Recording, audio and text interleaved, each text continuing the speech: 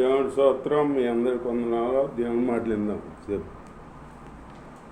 దేవుడు చెబుతున్నాడా మోషేతో, నీవు వారికి నియమించవలసిన న్యాయవిధులేమనగా, నీవు ఎబ్రియుడైన దాసుని కొన్న వెడల వాడు 6 సంవత్సరములు దాసుడై ఉండి 7వ సంవత్సరమును ఏమియు ఇయ్యకయే నిన్ను విడిచి స్వతంత్రుడు అగును.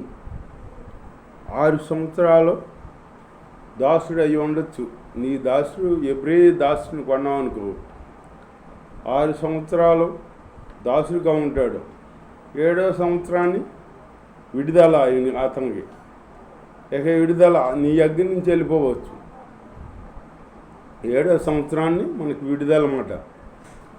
అందుకే 7వ సంవత్సరం 7వ రోజులో విశ్రాంతి దినం, ప్రభు దినం. అది మనకి విశ్రాంతి, మనకి విడుదల దినం. అప్పటికి వాడు ఒంటిగా వచ్చిన వెడల ఒంటిగానే వెళ్ళవచ్చును. వానికి భార్య ఉండిన వెడల వాని భార్య వానితో కూడా వెళ్ళవచ్చును. వాని యజమానుడు వానికి భార్య అని వానికి ఇచ్చిన ఎడల, అంటే వాని యజమానుడు వానికి భార్య అని చేసిన ఎడల చెబుతున్నాడు. ఇతను వెళ్ళేటప్పుడు ఆ దాసుడు, నేను నా యజమానుని, నా భార్యను, నా పిల్లలను ప్రేమించున్నాను, నేను వారిని విడిచి స్వతంత్రుడునై ఓనర్లోనని నిజంగా చెప్పిన వెడల, అంటే ఈ యజమానుడు అంతక్రితం భార్యతో వస్తే భార్య పిల్లలతో వెళ్ళవచ్చు. అతనికి పెళ్ళి కాకుండా ఉన్నాడు అనుకో, ఈ యజమాని దగ్గర వచ్చినాక యజమానుడు పెళ్లి చేశాడు అనుకో, అతనికి ఈ దాసుడు 7 సంవత్సరాలు 6 సంవత్సరాలు చేసి 7వ సంవత్సరాన్ని విడుదల పొంది వెళ్ళాలనుకుంటున్నాడు అనుకో, ఇతను చేసిన భార్య పిల్లలు యజమాని దగ్గర వదిలి వెళ్ళిపోవాలి. అతను దేవుడి స్తోత్రం, వెళ్ళిపోవాలన్నమాట. కాదు, లేదు నా భార్య పిల్లల్ని ప్రేమిస్తున్నాను, నేను వాళ్ళు నాకు కావాలి అంటే ఈ దాసు దగ్గరే ఉండొచ్చు. ఈ యజమాని దగ్గరే ఉండొచ్చు అన్నమాట.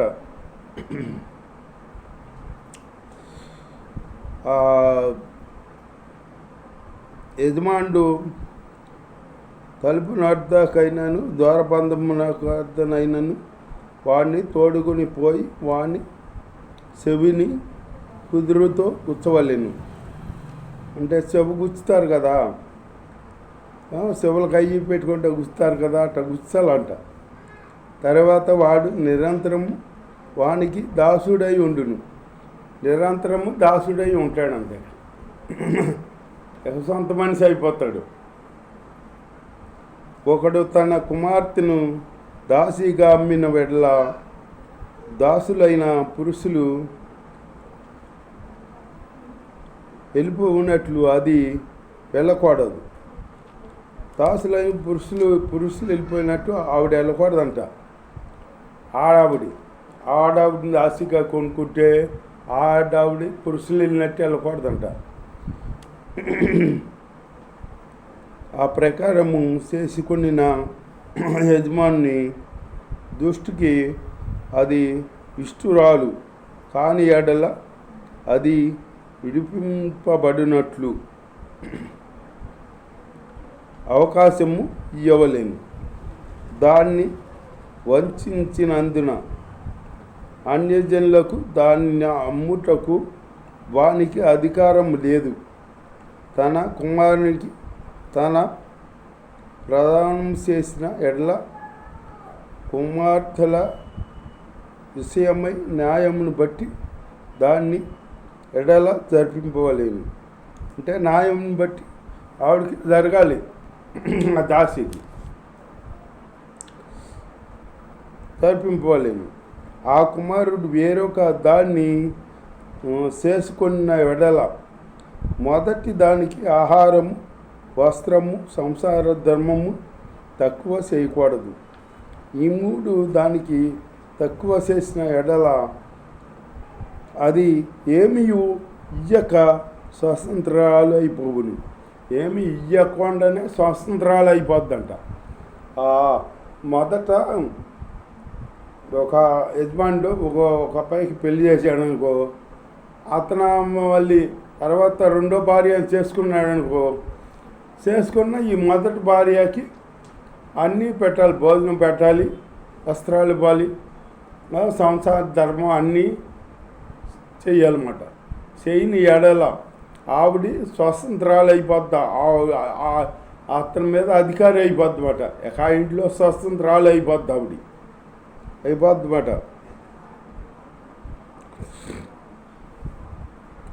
తన కుమారునికి ప్రదానం చేయబడిన ఎడల కుమార్తె విషయంలో న్యాయవిధిని బట్టి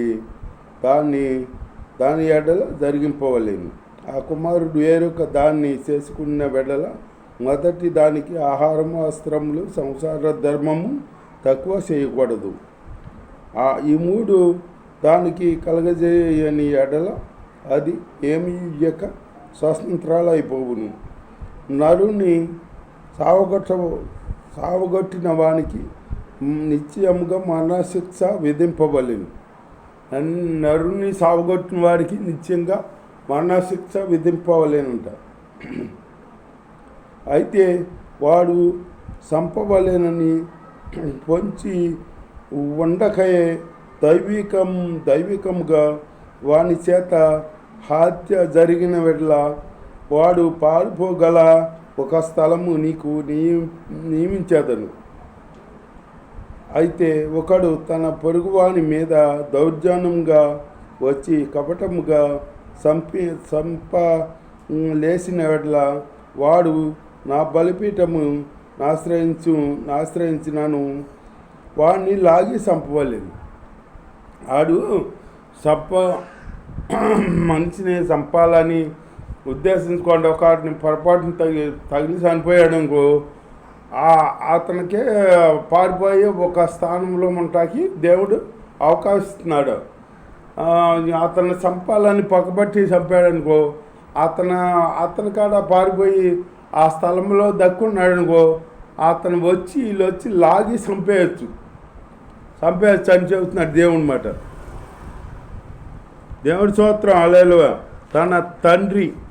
తన తండ్రినైనను తల్లినైనను కొట్టువాడు నిత్యముగా మరణశిక్ష నొందుతాడంట. తల్లినైనా తండ్రినైనా కొట్టువాడు. ఒకడు నరుని దొంగిలించి అమ్మినను తన వద్ద ఉంచుకొనినను వాడు నిత్యముగా మరణశిక్ష నొందును. తన తల్లినైనా తండ్రినో శపించువాడు నిత్యముగా మరణశిక్ష నొందును. తల్లినైనను తండ్రినైనను శపించువాడు శిక్ష పొందుతాడంట. మనుషులు పోట్లాడుతుండగా ఒకడు తన పొరుగువాని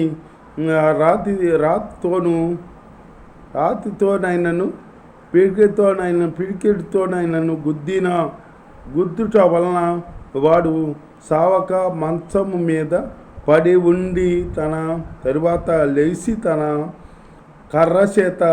కర్రచేత బయటికి వెళ్ళి తిరుగుతుండిన వెడల వాణ్ణి కొట్టిన వానికి శిక్ష విధింపబడదు. కానీ అతడు పని చేయని కాలం వరకు తన సొమ్ము, అంటే అతను పని చేయలేడు కదా, అతనికి అన్నీ పోషించాలి. ఈయన ఆ వ్యాధి దెబ్బ తగ్గేదాకా బాగు చేయించాలి, ఆయనకి నష్టం ఇవ్వాలి, అన్నీ పోషించాలి. అతన్ని పూర్తిగా బాగుపడవలేను. ఒకడు తన దాసినైనను సచ్చునట్లు కొట్టిన వెడల అతడు నిశ్చయముగా ప్రతిదండన నొందుతాడు. అయితే వాడు తన 1-2 దినములు అతన్ని బ్రతికిన వెడల ఆ ప్రతిదండన అతడు పొందడు. వాడు అతని సొమ్మే కదా. నరులు పోట్లాడుచుండగా గర్భవతి అయినను స్త్రీకి దెబ్బ తగిలి ఆమెకు గర్భశోకము గాక మరి ఈ ఏ ఏ హాని రాని ఎడల అంటే గర్భ స్త్రీకి ఏదైనా ఇల్లు పోట్లాడుకుంటుంది ఏదైనా తగ్గితే ఆ నష్టం వీళ్ళు పెట్టుకోవాలి, ఇక్కడ పెట్టుకోవాలన్నమాట అని చెప్తున్నాడు దేవుడు స్తోత్రం. అలాగే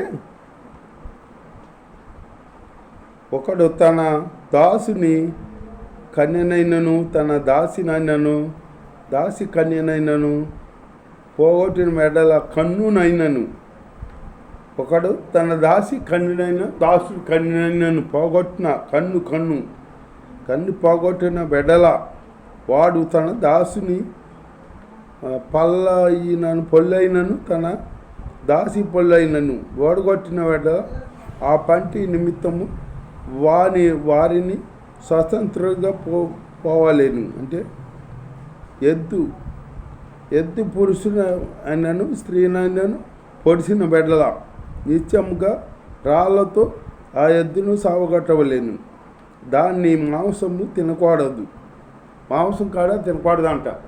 ఎద్దు ఎవరైనా పొడిచింది అనుకో ఆ ఎద్దుని రాళ్ళతో సావగొట్టాలి, దాని మాంసం కాడ ఎవరు తినకూడదంట. దేవుడి స్తోత్రం. తినకూడదంట.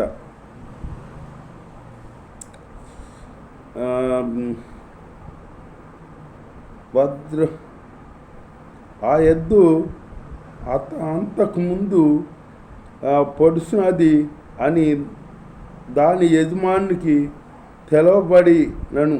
అంతకితం ఆ ఎద్దు పొడుతుందని ఆ యజమానికి తెలిసిందనుకో, తెలిసి వదిలేసాడు అనుకో, ఏమైనా పొడుస్తుంది అనుకో, ఆ నష్టం ఆ యజమాని పెట్టుకోవాలన్నమాట.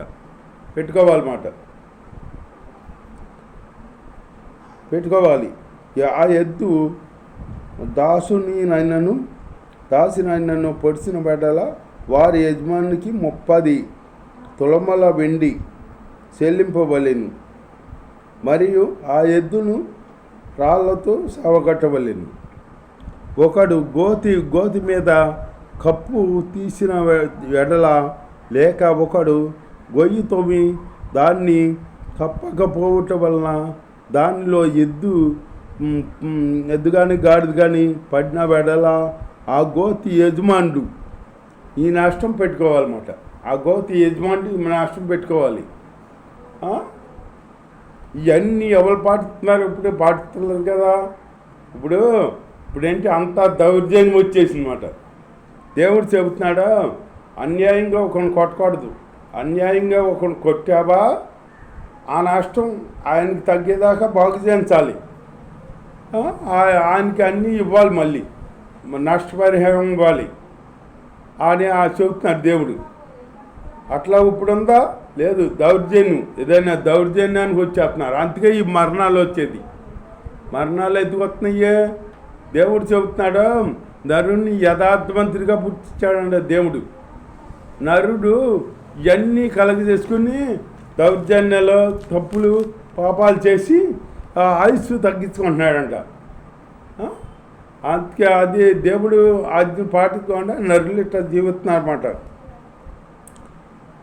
ఒకడు ఎద్దు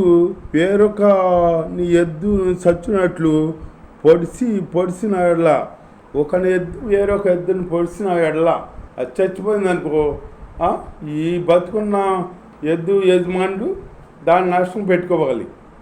ఎందుకంటే అది పొడుతుందని తెలుసు కాడ వదిలేసాడు కదా ఇతర, అందుకని ఆ నష్టం ఇతను పెట్టుకోవాలన్నమాట. అయితే అంతకుముందు ఆ ఎద్దు పొడిచినది అని తెలియబడి దాని యజమానుడు దాన్ని భద్రము చేసిన వాడు కాడు. నిశ్చయముగా ఎద్దుని ఇవ్వలేను. ఎద్దుని ఇవ్వాలంట. చచ్చిన దాన్నగును చచ్చినది వాడి దగ్గును అన్నాడనమాట. ఎద్దుకు ఇవ్వాలి, ఎద్దుకు ఇవ్వాలి. అట్లాగో ఇప్పుడు ఎవరు ఉంటున్నారా? అంతా దౌర్జన్యం. గొయ్యి తీసి ఆ గోతిని కప్పకుండా అట్లా ఉన్నారనుకో, ఆ గోతిలో ఎద్దైనాను గాడిదైనా ఏదైనా పడినా ఆ నష్టం గోతి యజమాని పెట్టుకోవాలన్నమాట. అట్లా పెట్టుకోవాలి. అట్లా ఇప్పుడెప్పుడు ఎవరు ఉంటుందా? ఉండకుండా అంత దౌర్జన్యంగా వచ్చేస్తున్నారు. దౌర్జన్యం అదేమంటే మేము మిమ్మల్ని పడమన్నామా, మిమ్మల్ని చేయమన్నామా, మేమెంత ఇప్పుడు నష్టం పెట్టుకుంటాం అంటారన్నమాట. అట్లాగా వచ్చేసారు కాబట్టి ఈ మరణాలు ఇట్ట వస్తున్నాయి. దేవుడి ఆజ్ఞ మీరు ఇట్ట వచ్చారు కానీ మరణాలు ఇట్ట వస్తున్నాయి అన్నమాట. దేవుడి ఆజ్ఞ ప్రకారం మనం జీవించుకుంటూ ఆయన కృపలో మనం వద్దెళ్దాం. దేవుడి దివ్య